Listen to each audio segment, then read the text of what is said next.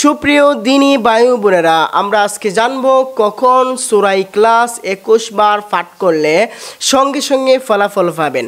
তো চলুন আমরা কথা না বাড়িয়ে মূল ভিডিওতে চলে যাচ্ছি। আমাদের যে মূল ভিডিওটা সেটা হচ্ছে সূরা ইখলাস 21 বার কখন পাঠ করবেন এবং ফলাফল কখন পাবেন। সম্মানিত সুপ্রিয় দিনী বায়ু বোনেরা, অবশ্যই ভিডিওটা স্কিপ না করে শেষ পর্যন্ত দেখবেন, তাহলে এই আমল সম্পর্কে আপনি জানতে পারবেন। তো চলুন আমরা মূল কথাতে চলে যাচ্ছি।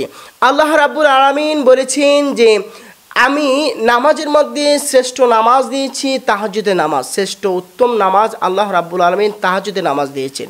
আল্লাহ রাব্বুল আলামিন বলেছেন সব নামাজের চেয়ে আল্লাহ রাব্বুল আলামিন সবচেয়ে বেশি খুশি হন যখন বান্দা মধ্যরাতে ঘুম থেকে জাগ্রত হয়ে আল্লাহ রাব্বুল আলামিনের কাছে তাহাজ্জুদের নামাজ পড়ে। তো সম্মানিত সুপ্রিয় দিনী ভাই বোনেরা, সূরা ইখলাস 21 বার কখন পাঠ করবেন? আপনি মধ্যরাতে ঘুম থেকে উঠে তাহাজ্জুদের সময় 2 রাকাত তাহাজ্জুদ নামাজ আদায় করবেন। তাহাজ্জুদের নামাজ আদায় করে জায়নামাজের বৈঠকে বসে সূরা ইখলাস 21 বার পাঠ করবেন। পাঠ করলে পরে আপনি আল্লাহ রাব্বুল আলামিনের কাছে যা চাইবেন তাই পাবেন।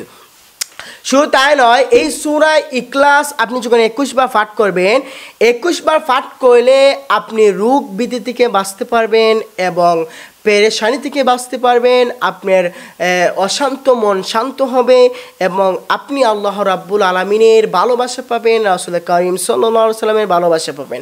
সম্মানিত সুপ্রিয় দিনী ভাই বোনেরা, বিপদগ্রস্ত থাকলে আপনি বিপদগ্রস্ত থেকে উদ্ধার হতে পারবেন। রাসূল সাল্লাল্লাহু আলাইহি সাল্লাম হাদিস শরীফে উল্লেখ করেছেন সেই ব্যক্তি জান্নাতি যে ব্যক্তি প্রতিনিয়ত 10 বার করে সূরা ইখলাস পাঠ করে। সুবহানাল্লাহ! আল্লাহ রাসূল সাল্লাল্লাহু আলাইহি সাল্লাম কত সুন্দর হাদিস উল্লেখ করেছেন যে সেই ব্যক্তি জান্নাতি যে ব্যক্তি প্রতিনিয়ত 10 বার সূরা ইখলাস পাঠ করবে। সম্মানিত সুপ্রিয় দিনী ভাই বোনেরা, আজকে আমরা জানলাম যে কখন কোন সময় সূরা ইখলাস 21 বার পাঠ করবেন। কারণ আমরা সবাই জানলাম যে তাহাজ্জুদের নামাজ আদায় করে আপনি 2 রাকাত তাহাজ্জুদের নামাজ আদায় করে আপনি জায়নামাজে বসে আপনি 21 বার সূরা ইখলাস পাঠ করবেন এবং আল্লাহ রাব্বুল আলামিনের কাছে মুনাজাত করবেন। আল্লাহ রাব্বুল আলামিন আপনাকে সাহায্য করবেন। কেননা আল্লাহ রাব্বুল আলামিন বলেছেন বান্দা হাত তুলে আমার কাছে যা চায় আমি আল্লাহ রাব্বুল আলামিন বান্দাকে তাই দান করে। তবে একটা কথা, আপনি আল্লাহর কাছে ধৈর্য ধরতে হবে। আল্লাহর কাছে চাইলেন, এখন যদি আপনি ধৈর্য না ধরেন তাহলে আপনি কিছুই পাবেন না। আপনাকে ধৈর্য ধরতে হবে। আল্লাহ কিন্তু আপনাকে ধৈর্যের পরীক্ষা করবেন, আপনার ধৈর্য আছে কিনা, আপনি একজন হকদার কিনা, আপনি একজন নেককার কিনা, আপনি একজন আমলদার কিনা।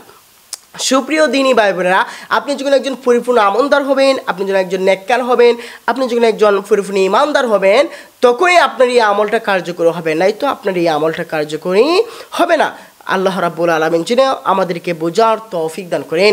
সুপ্রিয় দিনী ভাই বোনেরা, অবশ্যই আপনাদের ভিডিও ভালো লেগেছে, যদি ভালো লাগে অবশ্যই আপনাদের বন্ধু বান্ধবের কাছে শেয়ার করে দিবেন এবং আমাদের এই চ্যানেলটা সাবস্ক্রাইব করে বেল আইকনটি বাজিয়ে দিবেন।